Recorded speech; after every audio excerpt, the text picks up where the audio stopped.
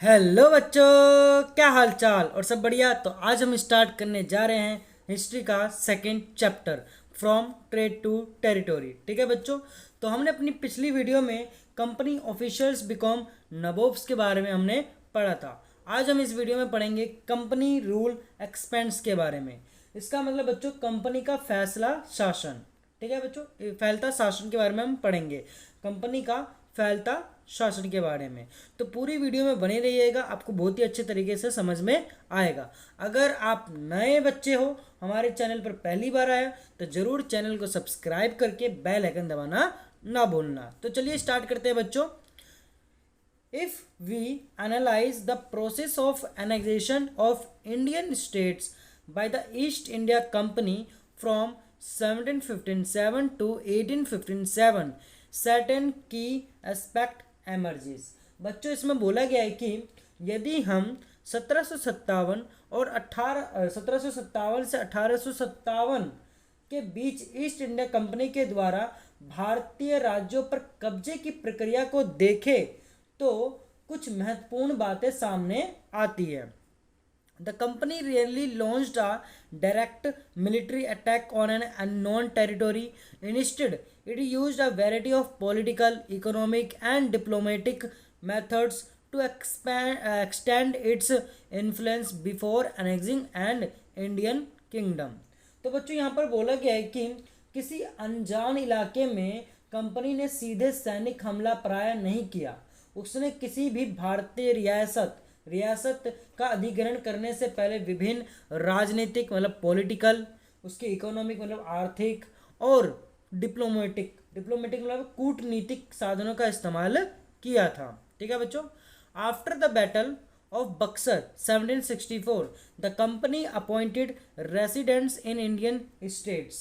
बक्सर की लड़ाई 1764 के बाद कंपनी ने भारतीय रियासतों में रेजिडेंट तैनात कर दिए थे।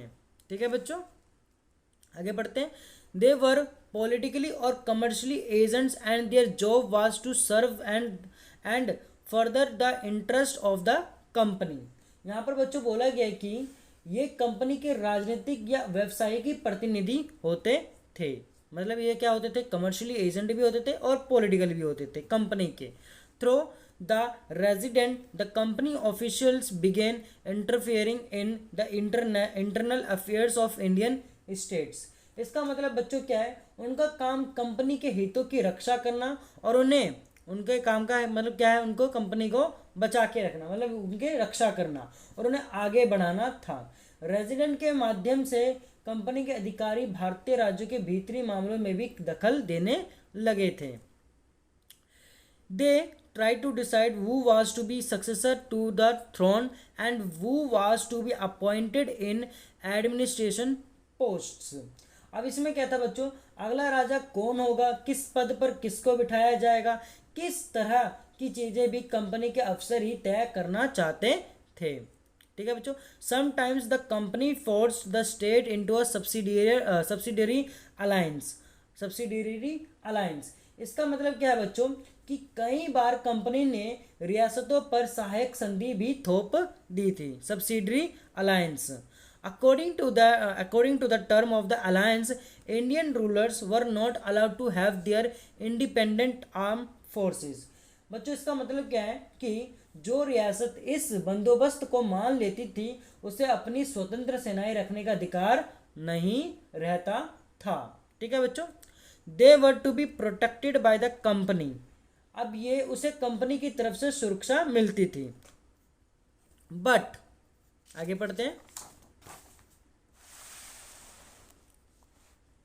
but had to pay for the subsidiary forces that the company was supposed to maintain for the purpose of this protection।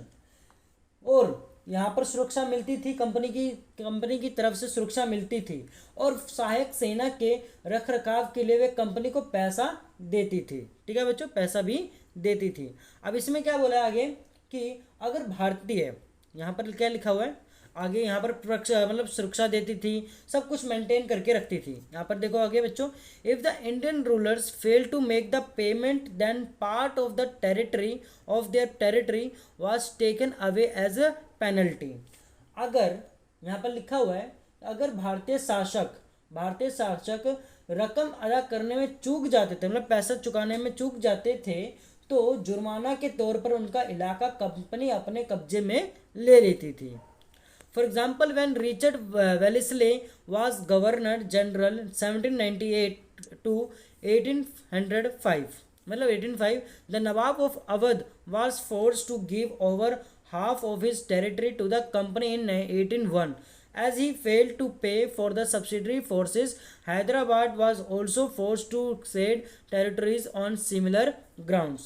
यहाँ पर बच्चों बोला गया है कि एग्जाम्पल के तौर पर, फॉर एग्जाम्पल मतलब उदाहरण के लिए, जब रिचर्ड वेलेजली गवर्नर था, मतलब गवर्नर जनरल 1798 से 1805 था, उस समय अवध के नवाब को 1801 में अपना आधा इलाका कंपनी को सौंपने के लिए मजबूर किया गया।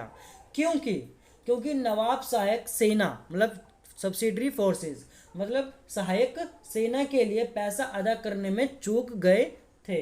इसी आधार पर हैदराबाद के भी कई इलाके छीन लिए गए। ठीक है बच्चों, आगे पढ़ते हैं हम अपना सोर्सेज 4 के बारे में। Sources 4, what power did the resident have. इसका मतलब क्या बच्चों कि रेजिडेंट की ताकत क्या होती थी, रेजिडेंट की ताकत आखिर क्या होती थी। This is what James Mill, the famous economist and political philosophers from Scotland, wrote about the residents appointed by the company द्वारा नियुक्त किए गए रेजिडेंट के बारे में स्कॉटलैंड के प्रसिद्ध अर्थशास्त्री और राजनीतिक दार्शनिक जेम्स मिल ने यह कहा था। क्या कहा था बच्चों, देखो, we place a resident who really is king of the country, whatever injunction of non-interference he may act under, as long as the prince act as a perfect subservience and does what is agreeable to the residents, that is to the British government, things go on quietly. They are managed without the resident appearing much in the administration of affairs. But when anything of a different nature happens, the moment the prince takes a course which the British government think wrong, then comes clashing and disturbance. इसका मतलब बच्चों यहाँ पर बोला गया है कि दरअसल रेजिडेंट रियासत का राजा होता था। रेसिडेंट जो होता था वो क्या होता था, एक तरह का राजा होता था। हम उसे हस्तक्षेप की मनचाही निषेध आज्ञा, मतलब इंजक्शन का मतलब होता है बच्चों निषेध आज्ञा के तहत काम करने की छूट देते हैं, जब तक स्थानीय राजा पूरी तरह अधीनस्थ रहता है और रेजिडेंट यानी ब्रिटिश सरकार के माफिक काम करता है तो चीज़ें आराम से चलती रहती है। ठीक है बच्चों, शासन के कामों में रेजिडेंट की दखल अंदाजी के बिना सब कुछ चल जाता था। मतलब जो शासक के कामों में जो रेजिडेंट की दखल अंदाजी के बिना सब कुछ चल जाता था काम वाम। जब भी कुछ अलग तरह का घटता है, जब भी राजा कोई ऐसा रास्ता अपनाता जिसे ब्रिटिश सरकार गलत मानती, तो टकराव और उथल पुथल पैदा हो जाती। ठीक है बच्चों, ये किसने लिखा है, जेम्स मिल ने। ठीक है बच्चों, तो आज की वीडियो के लिए बस इतना ही रहने देते हैं। आगे हम पढ़ेंगे Tipu Sultan the tiger of Mysore. ठीक है बच्चों, इसके बारे में हम अगली वीडियो में पढ़ेंगे। तो आज की वीडियो के लिए बस इतना ही। अगर आपको बहुत अच्छे तरीके से समझ में आया तो चैनल को जरूर सब्सक्राइब कर देना, बेल आइकन दबाना ना भूलना। ठीक है बच्चों, तो मिलते हैं हम अपनी अगली वीडियो में। धन्यवाद।